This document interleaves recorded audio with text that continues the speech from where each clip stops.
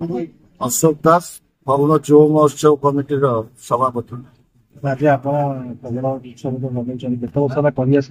पच्चीसतम भवन जो महोत्सव कार्यक्रम हुए कार्यक्रम ए मंच अंचल छोट पिला विश्व स्तर हो आंतर्जातिक स्तर प्रतिष्ठित करने मंचर लक्ष्य। ए मंच छोट पिला मंच बहुत पिला नृत्य कर जो मैंने नृत्य कर सम्मानित होती से आंतर्जातिक स्तर में भी स्थान पाई तथा आम ये देवाशीष महांती को प्रथम क्रिकेट प्लेयर इंटरनेशनल प्लेयर ओडिशार सम्मानित कर श्रद्धांजलि सामंतराय को आम सम्मानित कर स्वर्गत अभिनेता पिंटू नद को आम सम्मानित कर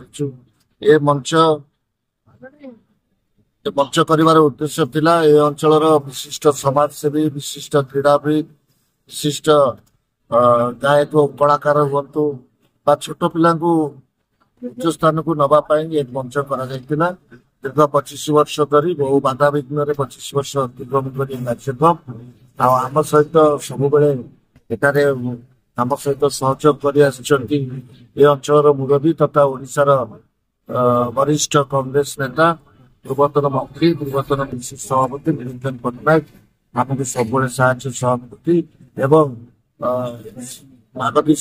दर्शक भाव में से आम कार्य करती सब प्रकार भवन जो महोत्सव अच्छे हाथ अच्छे।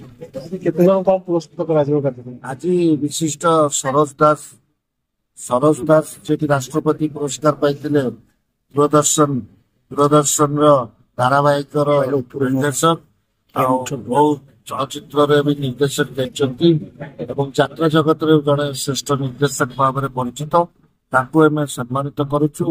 अशोक नायक गायक करुचु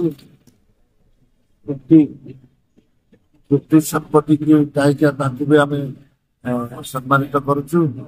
समीर जे कि उपस्थापक आम